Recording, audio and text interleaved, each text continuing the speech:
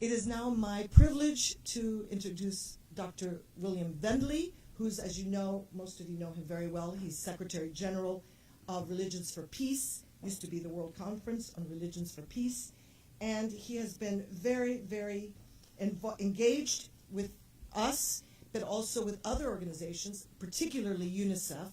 You've developed a lot of work with UNICEF on engaging faith leaders when it comes to improving the lives of children. Religions for Peace has done a great deal. You know, it's the largest and most representative multi-religious coalition working for peace and to advance, of course, multi-religious collaboration and consensus on peace. And Dr. Vendley is a pioneer in advancing multi-religious conflict resolution and reconciliation in many countries, including Ethiopia, Eritrea, Liberia, Indonesia, Sri Lanka, and Iraq, just to name a few. And he has co-founded with the CEOs of CARE, Save the Children, and PLAN International, the Hope for African Children initiative, which targets the needs of African children orphaned by HIV/AIDS. That's phenomenal, because that initiative has resulted in raising over 50 million, right? 50 million, about 200 million US dollars to equip African communities, particularly grassroots religious congregations, to provide the needed services to vulnerable children. There's a lot more to say about Bill's leadership, but I'll let him tell you all about it. Thank you very much. So, no, please come here if you don't mind, because we should inform everyone here that this is being taped and live streamed. So it would be great if you.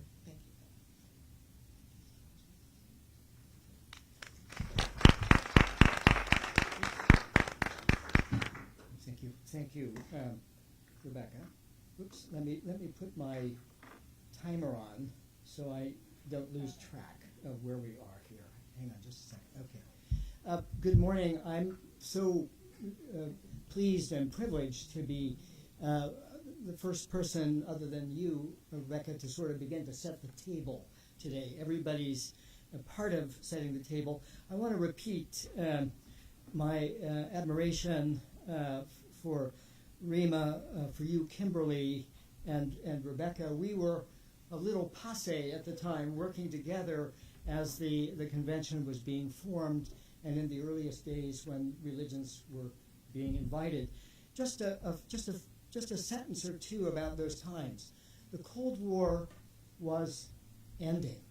We thought we would have a peace dividend, and the executive director, Jim Grant of UNICEF, went around the world saying, who deserves the first call on that peace dividend? Children. Children deserve the first call. Well, we didn't get the peace dividend, but children still deserve the first call. And if you would ask the religious communities why that's the case, or any person of heart and soul why that's the case, they would know. They would instinctively know that these fellow human beings among us, our children, deserve our first call as persons, as communities, as societies, and all the institutions that serve our societies, our governments, our economic orders, and so forth. So that was the brilliant passion of UNICEF at its highest level, banging on the doors of every state and saying, come on, let's go and let's unite around this.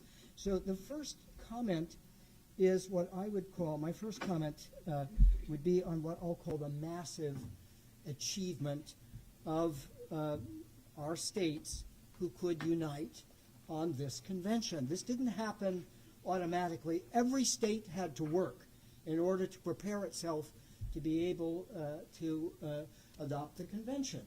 And UNICEF had a cardinal role there to work with the states. Some of the players are in the room with us today, and so our hats go off to you. Secondly, I'd like to make comments on the implementation that religious communities can be essential.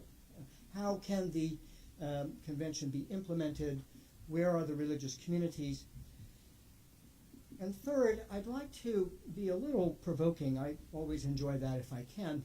And that would be to say, what are the challenges of the convention to the religious communities? I think that's an utterly fair question.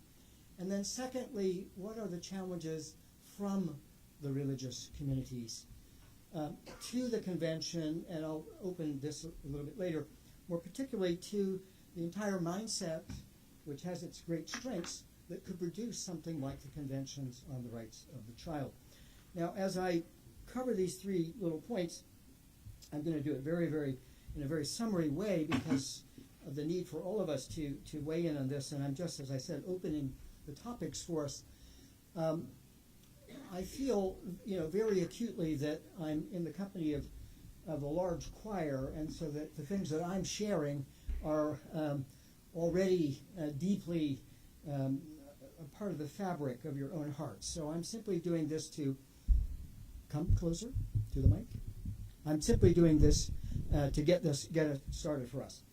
So the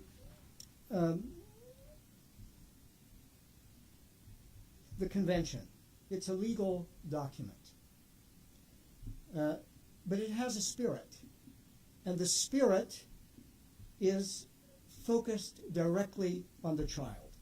So, of course, the convention is a very large document, but here's what I think the governments, and I'm going to use language that religious communities came up with as the convention was being written and shortly after it was adopted. As we know, the convention deals with the survival of children, the protection of children, and the development of children. So it's focused on the child in all of their concreteness. The legal reality is a factor, and we have to honor it and pay attention to it, but it's focused on the concrete child. So for survival, tortured by hunger and thirst, ravaged from preventable diseases, mutilated by cruel customs and practices, savaged by the brutalities of war, victimized by violence, broken by exploitative child labor, traumatized by sexual abuse, damaged by drugs, poisoned by environmental pollution.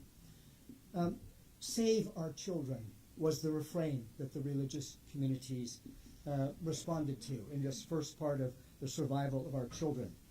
Stunted with suffering, rejected without name, denied belonging, withered without hope, thwarted by limitations due to race, religion, age, sex, class, or caste, refused honor and integrity, deprived of beauty, joy, laughter, uprooted because of war, famine, disaster, burdened by the debts of preceding generations, aged before they could be young. And the religious communities, in a refrain, would add, protect our children, in the spirit of the convention.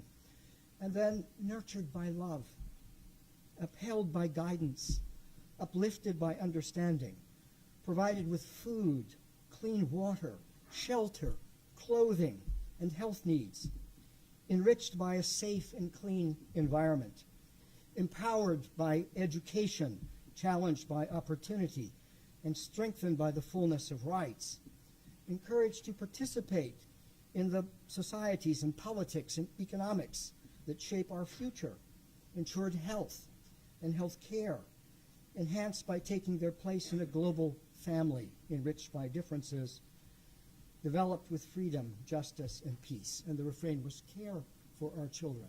So the focus was on our children. And like any document, any legal document, it did its best in a legal framework, which is proper for the states. But the reality were those children and the little refrains that I was repeating from the consensus of the religious communities. The great achievement is that our states united to agree on a convention on the rights of the child. And it's also an achievement that progress has been made, remarkable progress has been made, even if we would be the first to admit there are profound lags and enormous suffering of our children that remains. So I cite that as the first point. Let's not underestimate the extraordinary achievement that this convention is for all of us. Now, my second point quickly is the role of religions in implementation. And here, I think, in this room, and many others know this as well, wherever there are children, there are religious communities, and vice versa. Wherever we are organized as religious communities, of course, there are children.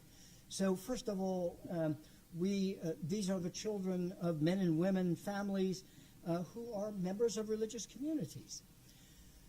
Secondly, I think what's happening, and it's a brilliant advancement of our own age. Today, let's single out UNICEF, working for all of us to identify the drivers of those things that are threatening the survival, that are punishing and thwarting, injuring, hurting our children, as well as those drivers that would help them to flourish. And once we have those drivers, once we begin to understand this with the best tools that we have, if you will, a new set of lenses. These are lenses that each of the religious communities can go back to their own tradition, and they can use that lens to inventory themselves and to say, what in our spirituality, what in our moral heritage, what in our panoply of religious institutions could be an asset for addressing those things that thwart and humiliate, even kill prematurely our children. And as well, what do we have that could further their nurturance in their full unfolding of their human dignity? So this is a kind of revolution. What's happening is that the convention and the analysis behind it, related to it, is providing to the religious communities an ability to re-look at themselves for what they've got. And if it's only a potential asset, how would we unfold that asset, mobilize and equip ourselves? And here we have to turn to groups like Arigato, who have set this as a primary mission for themselves, and other groups as well. Honoring the religious communities, assisting them, accompanying them as they would use their own assets to address the drivers that are thwarting, injuring, hurting our children, as well as those things that would nurture and help them to unfold their full human dignity. So we have many examples of this. I personally have had extraordinary, humbling examples of how the religious communities worked with child soldiers and brutal conflicts, were because they're there, would be weeks and weeks ahead of any kind of international response. That's not a critical remark. It's simply a function of the fact that they're there. These are their children. And mention of the work on AIDS, and we could go on and on. Everybody in this room knows the concrete ways in which the religious communities are frontline responders. So with that, and not at all self-congratulatory, we all have so much more to do, I want to stay within my time limit, but to raise the issue of challenges to the religious communities from the convention, and challenges from the religious communities to, I'll call it the convention. Now, I've learned over the years that working with religions requires a high IQ. But I don't mean an intelligence quotient, I mean an irony quotient. And so when we're dealing with challenges from the convention to the religious communities, irony quotient is the key capacity that one needs to understand this sympathetically and to start to work with it. Throwing stones is not a particularly useful way when we deal with any community. And where religions have practices within their own communities that are not child-friendly, we can understand this in a very, for me, interesting way. I think it's an honest way. Imagine a big tree, and somewhere off about 50 feet away from that tree, a little sprout arises. Now, it may look on the surface that that sprout has nothing to do with that old tree. But in fact, if we could get under the soil, we'd realize that in fact it has has an awful lot to do with that old tree, right?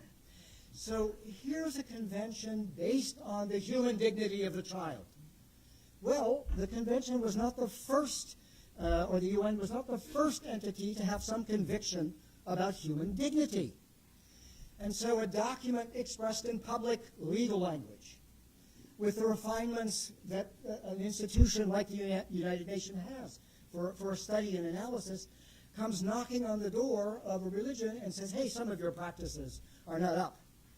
In fact, the very message of human dignity that the convention bears wasn't anticipated, at least, in the transcendental understanding of the dignity of the human person before an ultimate reality. So one needs a high irony quotient to recognize that actually the convention is only helping the religious communities to own, in a more differentiated way, their own passion and conviction about the ultimate dignity of being a human being. So not bad. Let's take the light, and anything that the convention shines on the practice of religious communities that's not up to snuff, bravo! Then you'll help us to unfold what it really means to be a religious person faithful to our own heritages. Now it goes the other way. There are challenges from the religious communities to the convention itself. And here I want to make a distinction. I want to make a distinction between the legal refinements that came up, not least around Article 14, about how one would struggle with evolving capacities of children, freedom of choice, freedom of manifestation, education of the child's in the child's own religion, choice, opting out, all those kinds of things. Those are legal challenges, and lawyers can work hard to refine those to make them easier and easier for all of us. I don't think that's the real action point when the challenge comes. We're in an institution across the street that can be described in a favorable way as a liberal institution. What do I mean? It emphasizes individual rights, and it has basically had a large conviction that that's the safe way for plural cultures and plural religions to work well together. But there is a certain loss here. And if I'm going to emphasize the loss, it's not to be disrespectful to the gains of human rights, which I support very deeply. Primordially for the religious communities, there is an unbreakable nexus between unfolding our human dignity and what I could call, or we could call, the common good, the well-being of the community itself. I can't achieve my full unfolding of my dignity without being radically concerned for the well-being of the other, the common good, or drawing endlessly from it to support me as a human being with the potentials that go with being a human being. So in the quote liberal, and I'm not using the word in a pejorative sense, there's not a great confidence on how to articulate the common good without oppressing each other. If we had a Buddhist common good imposed on all of us, some of us might say, well, you know, a lot of good points here, but I don't buy this whole package, or any one of our religions. And so there is, for example, the very famous philosopher at Harvard, Rawls, who was a defender of liberalism, used the term rights over goods. We can't agree on the goods, but we agree that we all have rights. And so you'll see in the convention itself, the child can do this according to their rights, insofar as they don't impugn the rights of the other. That's the liberal formula. It's still very, very individually based. The religious communities would think of a more organic unity between being a person and unfolding as a person, and its reciprocal linkage with the community. Here, I think the religions have the high bar challenge of their collaboration.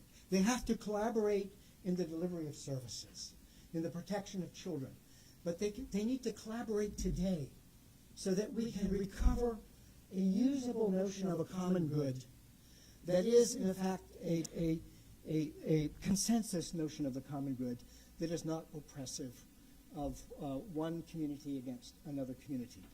You could see this or hear this echoed in the Secretary General's remarks in his address to the opening of the General Assembly by using the word solidarity, not the word, of course he used the word rights, these two are not opposed, but solidarity, that I'm linked with you, that you're linked with me, that your well-being and my well-being have a common destiny.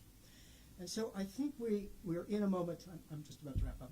Okay, we're in a moment where we take with gratitude the enormous achievements of a liberal order that could produce a convention on the rights of a child. But we don't stand still. And religions are challenged in a double way today. Yes, shoulder to shoulder as we work for children. But yes, shoulder to shoulder as we would begin to forge a usable notion of a common good that would link us all in solidarity with each other. I conclude, this is a big topic, and I'm grateful for your patience in allowing me to rant about it a little bit. Yeah. So I'm going to conclude, though, with a little story. And the story is a true story, of a religious leader speaking with me in an informal way. It says, the religious leader, in my years of experience, could have been from any of our traditions. It so happened that this was a man who was, I'm a Roman Catholic, and I use my faith to serve our collaboration, but this was a Catholic cardinal. It was Cardinal Turkson, and he's the head of a dicastery called the Advancement of Integral Human Development. But I'll tell you from the deepest part of my heart, it could have been a mufti telling me this, it could have been a venerable telling me this, it could have been any of our family. And he said, Bill, I didn't get a first pair of shoes until I was, I can't remember the age, but it was something like 9 years old. And I got a shirt and a pair of shorts once a year. That was Christmas. There were 11 kids in my family. But he said, Bill, I never felt poor. Now, his state was not able to do all the things that the convention importunes states on and importunes richer states to help poorer states to do. But he said very simply, I never felt poor. I knew I was loved by God. I knew I was loved by my family. I was in a community that understood love and solidarity and compassion as natural as the air. And so I never felt poor. So what we have to realize is that he wasn't justifying any of the shortcomings that he actually endured as a young child. There's no apologies for that, and he wasn't trying to do that. But he was pointing out that there is a hierarchy of needs in our experience as human beings. Being loved and being accepted is right up at the top. And if we are working together on those terms, we cope as best we can, and we find power that we didn't realize we had in order to go forward. So I think that's where our religious communities, at their best, can be good partners with the rest of the men and women of goodwill, the states around the world, in advance of the Convention on the Rights of the Child. Thank you.